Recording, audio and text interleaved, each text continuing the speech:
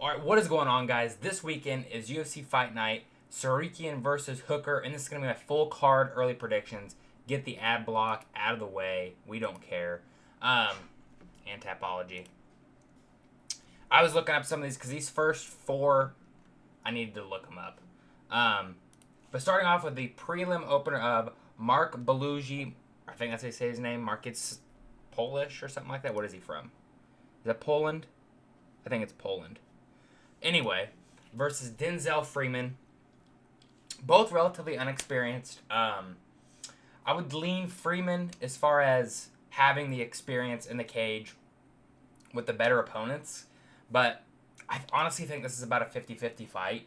I'm going to lean Freeman to get it done just based off his wrestling. I think he has better wrestling than Belugi, so I think that's going to be the equalizer in this matchup. So I'm going to go Denzel Freeman. I'm going to say he's going to get a ground and pound TKO over Belugi to win his UFC debut. Don't have much to say about that. Moving up the card, we have Nurul Aliyev versus Shamrock. This fight, again, like the first couple fights, literally just the first two. The first two fights on the card, I think are both pretty close matchups, and I'm not super confident in picking either person. I'm going to lean to go Aliyev to get it done by decision. I just think he probably has the cardio advantage, and I think he's more well-rounded than Shamrock. So I think that's kind of what it's going to, especially the cardio, I think that's going to help him win this matchup. But we'll see. We'll see. Again, like I said, I really am not confident in picking either one of these guys. Now, in the next matchup, we have Ismail Nurdiev versus Ryan Loder. Ryan Loder, I think who did I pick him against? It might have been Bakoyev. I think I picked him to beat Bakoyev via KO. Got absolutely decimated in that fight, and then not too long after that, Bakoyev's lost. But I'm gotta go Ismail Nurdiev. I think he's gonna finish Ryan Loder. I really do. I think he's gonna TKO him. Loder, Nurdiev has so much more experience in the cage as Loder. I think Loder, I wish, does he have his age on here? He doesn't. He's kind of old. Let's see, let's look it up here. He's almost 35 years old, 34 and a half, and Nurdiev's 29 years old. So you got the youth advantage. And I understand Loder, he was a high-level wrestler, but he just doesn't seem to use it that well. He did in the... what fight did he do it in? I think it was one of the fights he had on Ultimate Fighter. He uses wrestling well. I don't see him being able to do it in this fight, and I see Nurdiev getting a TKO finish over Ryan Loder. Because Loder, he's got decent power, but he doesn't have the best technical striking. And I think Nurdiev is better him at striking. So I'm going to go Nurdiev via TKO finish. Moving up the card. This is when we start getting to the fights. So okay, I'm actually somewhat excited to see this fight. We have Bekzat Almakhan versus Alessandro Topuria, the brother of Ilia Topuria. I honestly don't know who to pick in this fight. This fight, I'm struggling to pick who I want. Bekzat came into the UFC, and everybody thought he was going to be something. He went in there, fought Umar on short notice, drops him in the first round, wins the first round barely, because he then proceeded to get out-grappled for the rest of the fight.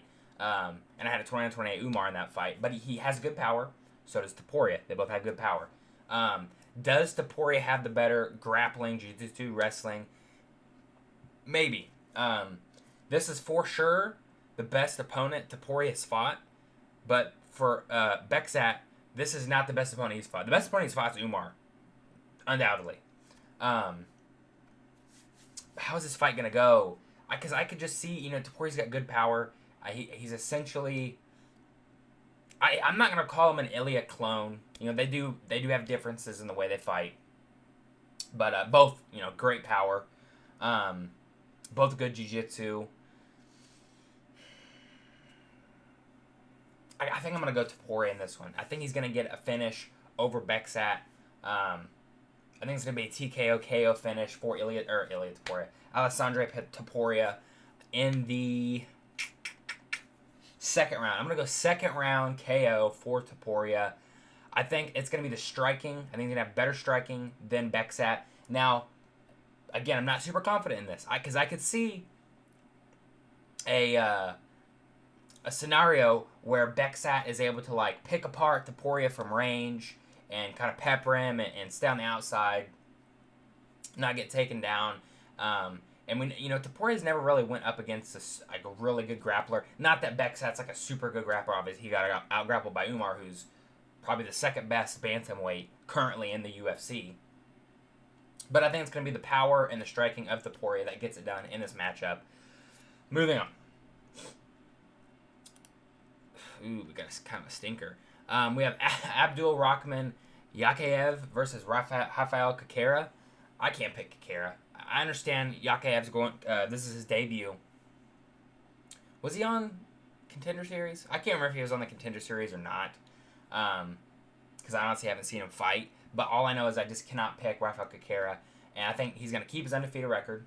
He's going to go out there and get the TKO finish over Rafael Kakera. Kakera he's always in competitive fights. And Yakayev has a reach advantage.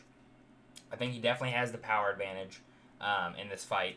So I don't see this fight going very long. I'm going first round KO for Abdul Rahman Yakayev. Maybe I said his name right. Maybe I didn't. I have no clue. Moving up the card. Another fight. This should be a good one. And this also has me kind of puzzled. I've said this before. I love when fights have me super puzzled. I don't know who to pick. I can see paths to victory for both guys, and I just genuinely don't know who to pick. We have Alex Perez versus Asul Amabayev. Perez, I believe his last fight was the Tsarukyan fight where he injured his leg, or Tyra injured his leg. I can't remember if he had to get surgery, if he just had to wait a long time for it to heal, if he tore something. I don't exactly remember what the injury was. All I know is it lost him the fight. And he hasn't fought in a while. Like, let's pull up Tapology. Let's see when the last time he fought was. Does it say? I think it's been a good while. It was June of last year. So over a year since he's fought last. And I'm trying to remember when Almabayev fought last. For some reason, I'm not remembering exactly when he fought last. I think it was this year. It was Jose Ochoa. Yep. It was July of this year. So he had a fight, this year. Really, he had two fights this year. One he lost, one he won. I think what this fight's going to come down to is the grappling of Albayev. And while he's not known to, I don't think he can out-grapple the best of the best in the grappling, or the people that have the great takedown defense. I think that's going to be his kind of key path to victory there, is he going to be able to get his grappling off on Alex Perez? Or, at the bare minimum, can he stall him up against the fence, kind of hold him there, knee his thigh, do some work in the clinch, maybe get a trip, takedown. And then for Perez, can he keep himself off the fence? Can he keep himself off the mat? And can he implement his striking game plan in this fight? I don't know if he can. If Perez hadn't been out for a year and a half, if he never got injured in that Tatsuro Taira fight, and it was 6 months later, I would for sure be confident in picking Perez. Because although he's kind of hit or miss in his performances, I think he's overall a very good fighter. He's got pretty decent takedown defense. And good striking and good power. He definitely has good power. Almabayev, he's been more active. Even though he's lost, this will be his third fight in this year. So he's more activity. Does he have the cardio advantage? Just a 3-round fight. It's not like it matters. I actually think Perez probably has better cardio than Almabayev.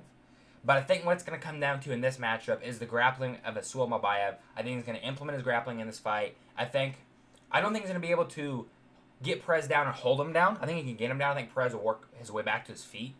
But I think Almabayev will be able to consistently shoot in those takedowns, keep him up against the fence, work in the clinch. And I think Perez is going to be far and few between finding success on the feet in this matchup. I maybe could see Perez winning one in the round. So I'm going to go Asul Almabayev via 29-28 decision. Moving up the card. Boy, this is a tough one out for Dalby, isn't it? We have Nicholas Dalby versus Sagid Zakmiov. We're just gonna say Sagid. He's making his debut. I can't. It's hard for me to pick Dalby. I might have picked him in the Randy Brown fight. I might have picked him. Got brutally KO'd in that fight. But he was on a streak. He was on a hot streak at that moment in time. I think he's like 41 years old. Got great cardio, which is probably the best thing that's gonna be the best thing for him in this. He's got good pace, good pressure. I just can't trust in his chin. He's getting older. He's probably almost 42 years old at this point.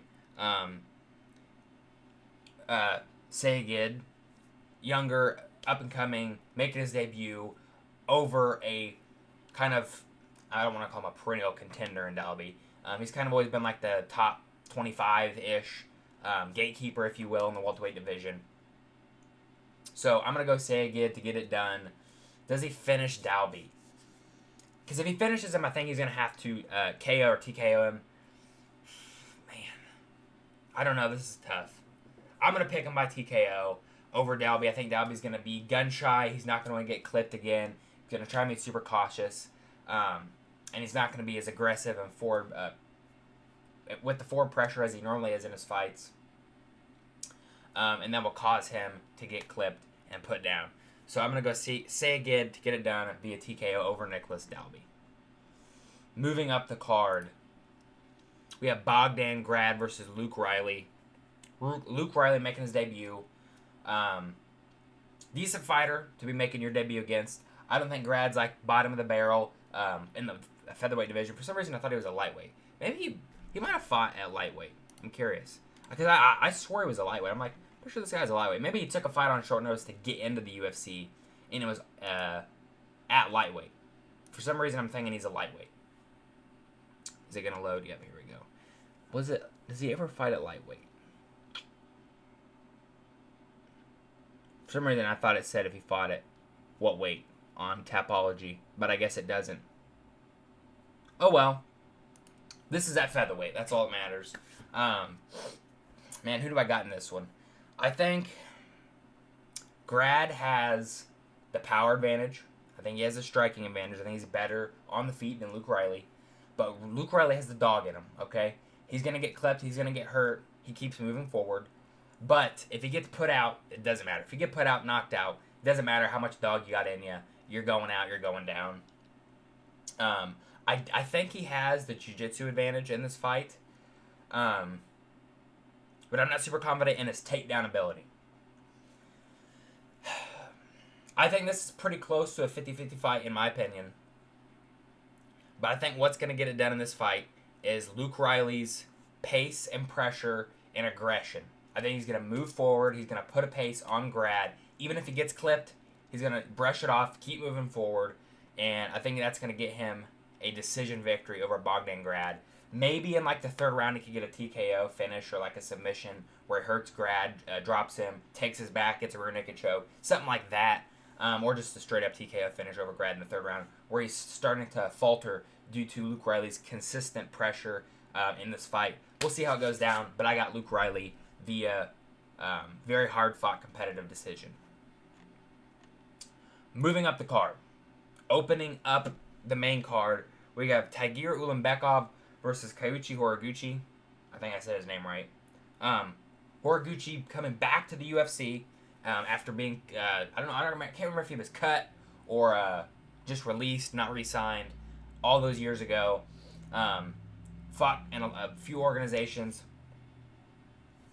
But he's back. He's back in the UFC, making his debut against. Is he top 10 right now, or is he just outside? He's number 11 ranked. Tagir Ulanbekov. Man, this is a tough fight to pick, and I'm actually kind of excited to see this fight. Horiguchi coming back into the UFC, coming up against.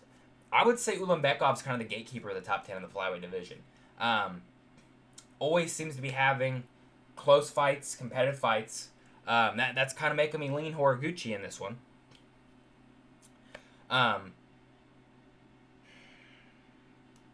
He's got a loss to Tim Elliott. And Tim Elliott, he's like another one of those gatekeepers of like in between the 5 and 10 mark. He's kind of always floating in there, always, if you can get past Tim Elliott, here's your chance to fight someone in the top 5. This is a tough one. I think this is going to be a close fight. No matter who wins, I think this is going to be a really close competitive fight.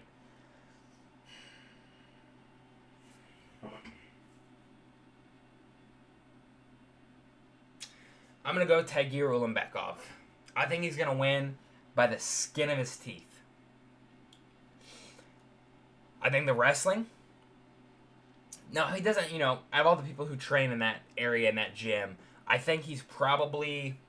doesn't have the best grappling and wrestling, but he's pretty good. He's pretty good comparatively to all of the other guys there that train. I think he's definitely younger. I think by a few years. I think Horiguchi's like 35 years old, I want to say. Because now I need to check. Yeah, he's 35. Man, he's not as young as I thought he was. For some reason, I was thinking Tagir is like 32, 33 years old. I think it's gonna be a super close, super competitive fight. I think he's barely gonna get past Horiguchi. And the main reason I'm not picking Horiguchi is the losses he has. All the people that are now in the UFC, who he's lost to outside of the UFC, like Mix, Asakura, they haven't won a fight in the UFC. They have not won a fight in the UFC. That's not the best look for Horiguchi. Could I see him beating someone in like the bottom of the top 15? Maybe. I think he definitely has elite jiu-jitsu skills. Definitely has a lot of experience. But I think Tagir, with his grit and his grappling, is going to get it done in this fight. What are you doing over there? My cat. I think that's going to get it done for him in this fight.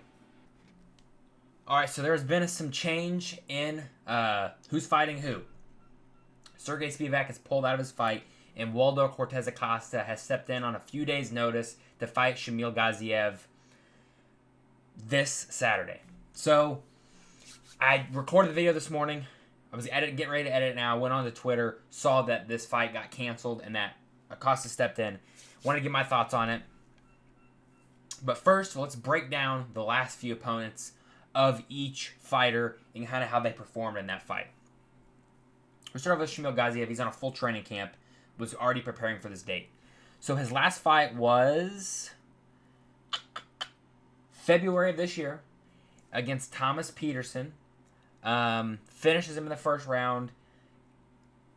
Pretty one-sided. Before that, Dontel Mays dominates him with his grappling for 3 rounds. Completely shuts him down. Dontel Mays is no longer in the UFC. I'm not sure if Thomas Peterson is. I think he's like... I want to say he's 2-2 in the UFC, so I don't know if he's still in the UFC anymore. Fight before that, his only professional loss to Jairzinho Rozenstruik, got finished in the 4th round. I don't know why it says retirement. He didn't retire. He quit. He just quit on the stool. He had enough. No more Jairzinho Rozenstruik. He quit. This is essentially what happened. Before that, his UFC debut against Martin Budai, where he finishes him in the 2nd round. I don't even know if Budai's in the UFC anymore either. Okay? So, the best opponent he's fought, he was scheduled to fight Spivak 3 times. It fell out every time. The best opponent he's fought, Jairzinho Rozenstruik, and he couldn't touch him. Rozenstruik was able to keep the distance, keep the fight on the feet. I think maybe one of the rounds he was able to get Rozenstruik down and he couldn't get back up to his feet. But outside of that, just got peppered with Rozenstruik's jab for 4 rounds. Busted up, bloodied, and made him quit on the stool. Let's check out Waldo Cortez Acosta's UFC resume. And he's about a year younger, I believe, as well. Last fight, I picked against him in his last fight. Against Ante Delahey. Somewwhat competitive fight up until you had the inadvertent eye poke from Delahey. When the fight got restarted, Acosta went up there and went and knocked him out. TKO knocked him out. I don't think he was out cold, but it was definitely a TKO finish for Waldo Cortez Acosta. The fight before that, fought Sergey Pavlovich. Fought Sergey Pavlovich, lost that fight. He's got 2 losses in the UFC. Got out tit for tatted in that one. I think he probably respected the power of Pavlovich a little too much in that fight and should have went for it more and didn't. Then the fight before that, beat Sergey Spivak via decision. One thing about Walter Cortez Acosta is he does go to decision a lot. He's got, he's got 1, 2, 3, 4, 5 decision wins in the UFC, and 1, 2, 3 KO TKOs. Before that, beat Ryan Spann. I think I picked against him in that one too. I think I picked Ryan Spann in that one. I just thought, Spann coming up from light heavyweight, he was going to be faster, he was going to be sharper, he was going to have good power. Gets put out. Before that, an absolute stinker. I was there for that one live versus Robelis Despain. Took him down, controlled him, and just laid on him for 3 rounds to win the fight. Before that, fought Arlovsky, Brisky, and then his only other loss in the UFC versus Marcos Rogério de Lima. Is he still in the UFC? I don't know. Yeah, he fought just last month. Why do I completely not remember? No, he didn't. That's he got cut. Okay. Because as I said, that is not. I just started October 3rd. I'm like, oh, and then I see that. Yeah, so he's not in the UFC for. Cut from the UFC. Off of a win of Junior Tafa. That was a stinker anyway. But explaining all that to say, I think Waldo Cortez Acosta has fought the better opposition. I think he has good enough takedown defense and good enough grappling to keep it on the feet. I think they both have good power. I'm saying they're about even. I think Waldo Cortez Acosta is going to take this fight on 3 days' notice. I think even when Shamil Gaziev, although he likes to push the pace and pressure on people, he looks gassed very quickly into fights. Like after the first round and a half, he's gassed out. I think Waldo Cortez Acosta is going to have better cardio than Shamil Gaziev. I think he's in there training, staying ready, because he wanted to fight for the title. He wants to fight for the, as much as he doesn't deserve to fight for the title yet, he wants to. So he's getting ready for anything like this, taking the fight on short notice and staying in shape. I think he's going to go out there, and I think Waldo Cortez Acosta, I'm going to say by decision. I think he's going to essentially do what Jairzinho Rozenstruik did to Shamil Gaziev in their fight, but in this one. I think he's going to keep it on the feet. I think he's going to just pepper him up and stay on the outside and use his footwork and circle out. I could see after Gaziev, however the hell you say his name, gets tired, if Acosta is able to keep hitting the body over and over again, get him tired, I could see a finish from Acosta. But I'm going to go, I think it'll be a decision more than likely. So yeah, that's my pick for this one. Moving up the card. This should be a good one. Another good one. We have Jack Hermansson versus Maktubek Orlbai. Hermansson going down to welterweight. I can't remember if he's went down to welterweight before in the UFC. Last fight was not a good look for Hermansson. He was winning the fight against RoboCop, then got put out absolutely cold. Orlbai moving up from lightweight. Now, originally he made his debut at welterweight against Uros Medic. Won that fight. I believe he submitted Medic with a rear naked choke. And then, he might have missed weight in his last fight. Did he miss weight in his last fight? I swear that's why he's moving up. He might have missed weight. Did he miss weight? It doesn't say. For some reason, I thought it said when fighters miss weight. I don't know why. I'm just making this up. Just pulling it out of my ass now, apparently. But Hermansson's old. I'm not picking, just newsflash, I'm not picking Hermansson. Although I think he's good, okay? He's got good grappling, and he's pretty decent on the feet, and I could see him beating Orlbai. He doesn't have that much of a size advantage. Now, he does have a pretty good reach advantage over Orlbai. I think it's going to be, the wrestling and the grappling of Maktubek Orlbai and that dog. Orlbai's got that dog in him and a pretty good chin as well. I think that's going to be the determining factor in this fight. I think he's going to be able to get Jack Hermansson down, get his back, hold him. Now, even if he isn't able to submit Jack Hermansson, I think he's going to be able to control him for the majority of the fight. So that's how I think he's going to win the fight. No.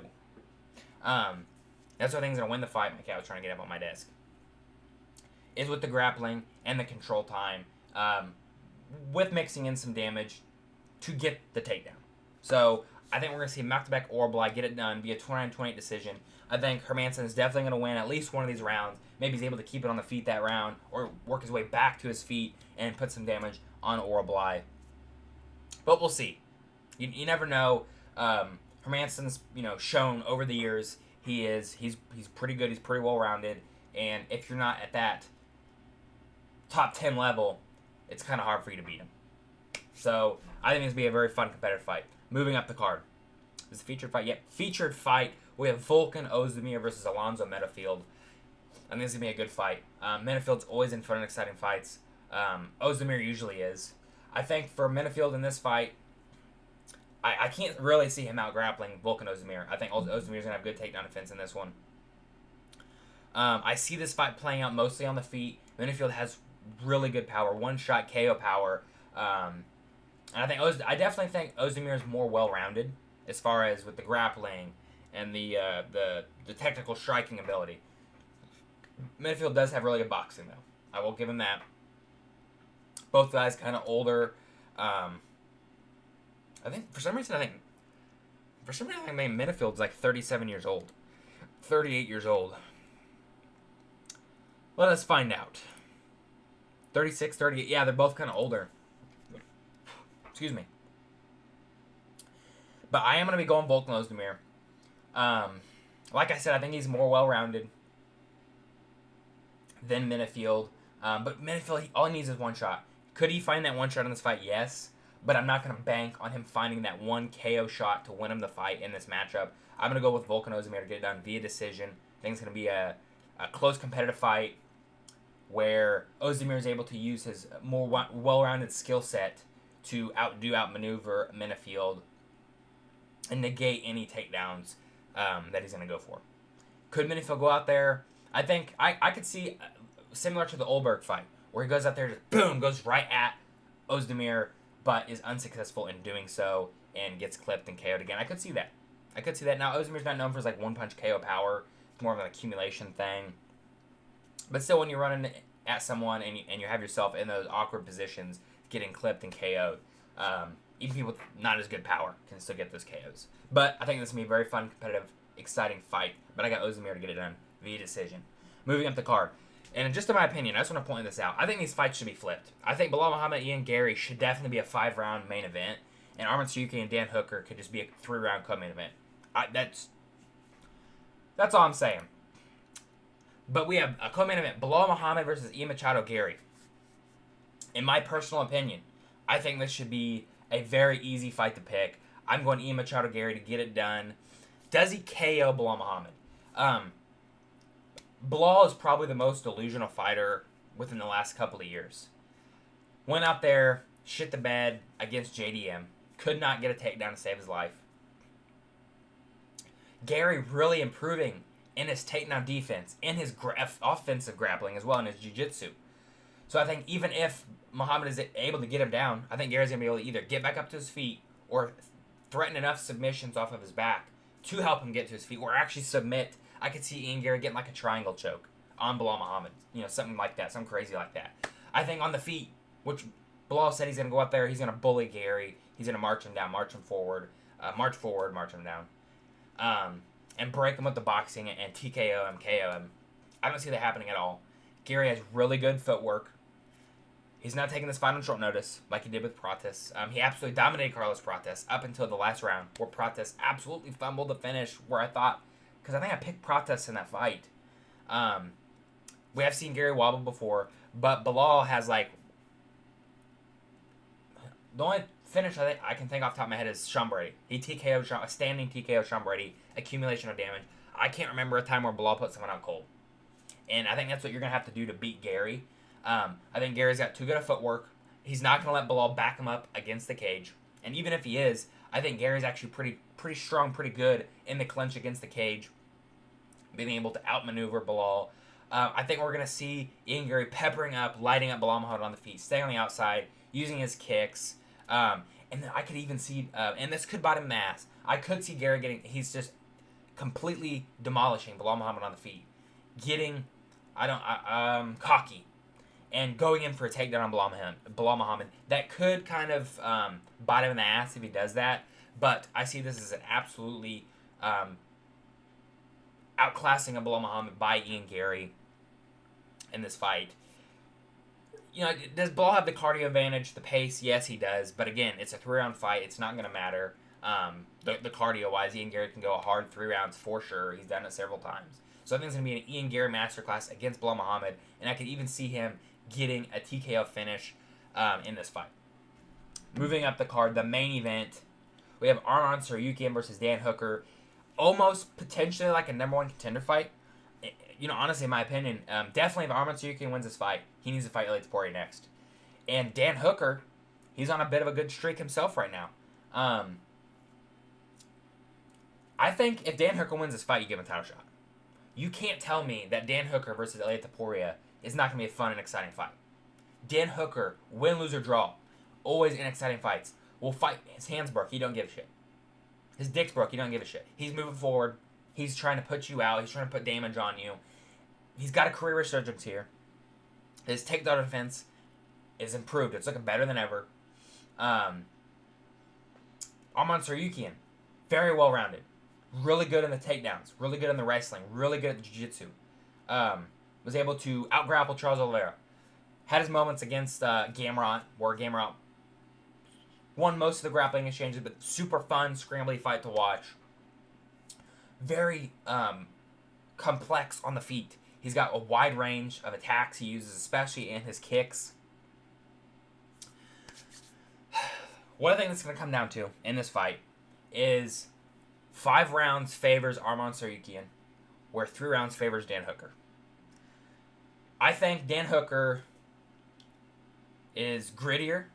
I think he has more heart than Arman Tsarukyan. So if Dan Hooker can land a shot and wobble Arman or hurt him, he's not going to let off of him. He's going to go. He's going to move forward. I think he could get the finish that way. I think if Dan Hooker wins this fight, it's going to be via a finish via TKO KO.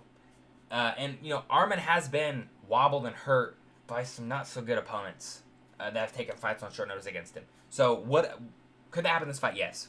I'm not banking on it though, because essentially I'm having to bank on that. Do I want Dan Hooker to win this fight? Yes. I love Dan Hooker's. He's always an exciting. I don't really love him. You know what I mean? I'm not gay. He's always in fun and exciting fights. He's one of my favorite fighters to watch in the lightweight division. I would love to see him. He's kind of like one of the last of the old generation of the lightweight division. I know he's not. I think he's like 34 years old, 33 years old, something like that. And Tsarukyan's kind of that new gen-ish. Whoa. Anyway. Go ahead, get over there. There you go. Anyway, I think it's going to be the cardio, the grappling, and the variety of attack on the feet by Arman Tsarukyan that's going to win him this fight. He's going to have he's got really good kicks, really decent striking, decent power as well, but the variety of attack that he's going to use against Dan Hooker, and then it's going to set up the takedown easier than for Arman. I think that's what's going to win this fight. I think Arman Tsarukyan will probably get a submission victory over Dan Hooker in like the 4th or 5th round. He's going to tire Dan Hooker out. He's going to work him, probably, throw some good kicks to the body. Just wear him out with the grappling and the pace. But if Dan Hooker makes it dirty and makes it a war, I could see him getting a finish over Arman Tsarukyan, a KO finish over Arman Tsarukyan, and call out for a title shot afterwards. Nonetheless, I think the winner of this fight should definitely be fighting for a title in their next fight, regardless if Paddy Pimblett gets a title shot or not. He's kind of alluding to that's what he's trying to get online. So, I don't know. Who do you think's going to win in this fight? Arman Tsarukyan or Dan Hooker? Let me know in the comment section down below. Make sure to drop a like on the video, subscribe if you haven't already, and I'll see you guys in the next one. Goodbye.